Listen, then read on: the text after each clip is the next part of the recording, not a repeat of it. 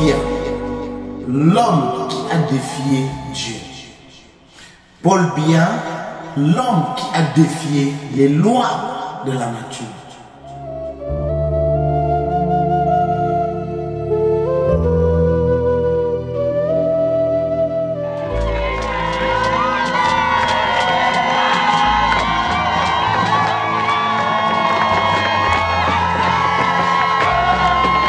On l'avait annoncé pour mort, le voilà plus vivant que jamais. Appelez-le désormais, si vous voulez, Paul Biya Lander. Paul Biya Never Die. L'homme qu'on annonçait mourant, croulant, plus proche de son créateur, est plus solide que jamais. Il est descendu de l'avion cet après-midi, saluant tout un peuple qui est venu l'attendre pour voir de ses propres yeux ce que disent les mauvaises voix.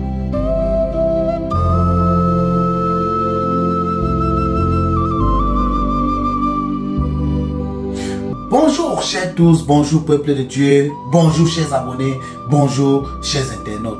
Ici je viens en ce jour pour qu'on parle de ce défi, de ce topo de l'heure, c'est-à-dire la résurrection du président Paul Biya. Lorsque je dis la résurrection du président Paul Biya, certains vont penser que moi j'exagère. Non, je n'exagère pas, parce que Paul Biya était mort il y a 3 semaines, puis il a ressuscité. Il a fait 3 semaines étant mort et puis il a ressuscité par la magie des médecins. Lorsque je dis Paul Biya était mort, beaucoup vont me poser la question, mais comment est-ce que tu sais que Paul Biya était mort? Chers tous, peuple de Dieu, Dieu n'est pas un homme pour mentir, ou il n'est pas le fils de l'homme pour se tromper. Dieu lui-même m'a dit il y a cela 4 semaines que Paul Biya était décédé. Mais juste la semaine dernière, nous avons vu Paul Biya rentrer au Cameroun.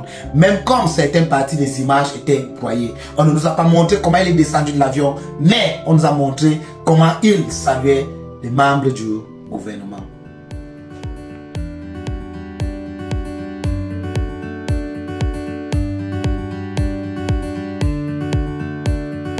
Lorsque je dis Paul Biya, l'homme qui a défié Dieu, ou bien Paul Biya, l'homme qui a défié la nature, c'est parce que Paul Biya était décédé et Paul Biya est revenu en vie.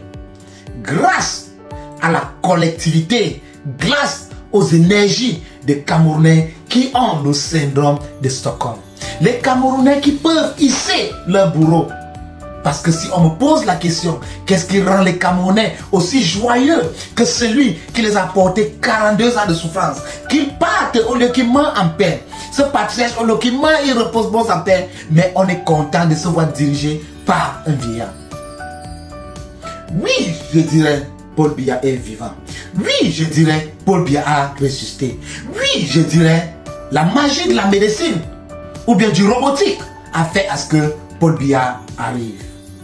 What next? Comme un anglophone dit. What next?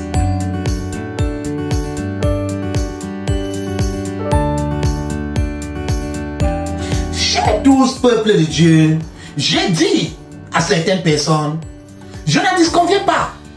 Tout le monde le dit, oh les pasteurs se sont trompés, les hommes de Dieu se sont trompés, patati patata. Mais je vais vous dire, personne ne s'est trompé. Paul Biya était mort. Dit qu'il a ressuscité, oui. Et maintenant, quelles seront les conséquences de cette résurrection? Parce qu'on ne combat pas la nature. Même lorsque vous voulez combattre la nature peut vous laisser, vous faites. Quand on brutalise la nature, quand on essaye de changer la nature, quand on essaye de forcer la nature vous laisse faire. Et après, la nature maintenant commence à vous combattre. Nous savons tous que 42 ans de Paul Biya était un 42 ans d'endormissement. Tout ce qu'il faisait, les Camerounais disaient yes, oui monsieur, oui monsieur, oui monsieur. Mais voilà ça, à peine sa résurrection, nous avons vu les images qui étaient longtemps cachées aux Camerounais. Nous avons vu les vérités qui se passent au Cameroun. Nous ne savions pas qu'au 21e siècle, nous ne savons pas que de nos jours, on devait toujours passer des gens par la torture, juste parce qu'ils pensent différemment, juste parce qu'ils font des choses différemment, juste parce qu'ils veulent réfléchir différemment.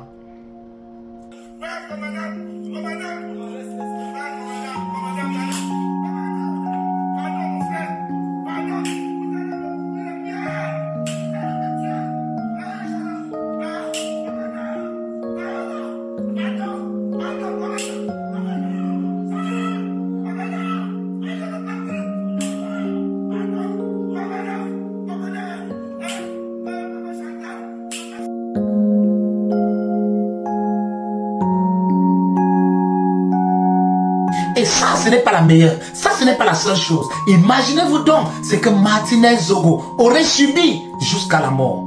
Jusqu'à sa langue a été coupée. Il a été abusé sexuellement. Chers tous, peuple de Dieu, je n'en disconviens pas. Certains diront que nous sommes des losers. Mais en Dieu, un homme de Dieu n'est jamais un loser. Il élabore juste le plan de Dieu en face du peuple. Il élabore juste le plan de Dieu envers le peuple. Et si le peuple veut, ils s'associent, ils forment un égrégore, ils donnent leur énergie à leur bourreau. Ça n'engage que eux. Mais sachez une chose, cette résurrection sera le karma de Paul Biya. Cette résurrection sera sa chute la plus vertigineuse. Cette résurrection sera là où il serait face à son chemin. Mieux parfois, vous partez, vous mourrez en paix, parce que le cadavre ne sent pas mal, que de forcer la résurrection.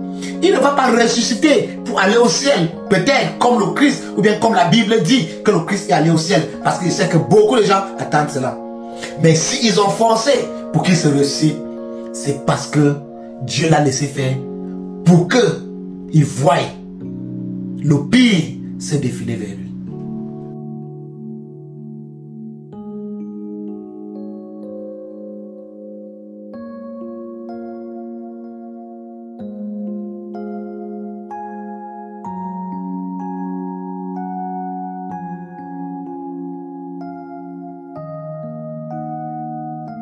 Nous avons tous vu la vidéo de Longuet Longuet, nous avons tous vu la torture, tout le monde, tous les Camerounais unanimement sont écœurés. Mais je vous assure, ce n'est pas la seule chose qu'on va voir. On va commencer à voir à nu tout ce qui se faisait en cachette. N'oubliez pas que ceci a été longtemps caché. Mais ce n'est qu'après la résurrection de Paul Biya que cette vidéo est sortie. Posez-vous la question pourquoi. Ça, ce n'est qu'une première. Mais je vous assure, beaucoup d'autres vidéos comme ça, et pire que ça, vont sortir. C'est pour bientôt. Vous allez voir, lorsque Dieu vous demande d'aller vous reposer en paix, de laisser qu'il libère le Cameroun, vous dites que vous êtes trop fort. Ok, vous êtes fort. Vous avez ressuscité. La science a fait à ce que vous soyez debout. Vous allez maintenant regarder, voir comment vous allez vous écouler. Là, Dieu vous laisse en vie. Maintenant, vous allez voir votre chute avec vos yeux. J'ai vu la vidéo de Longa Longa. Les larmes sont sorties de mes yeux au Agnambé.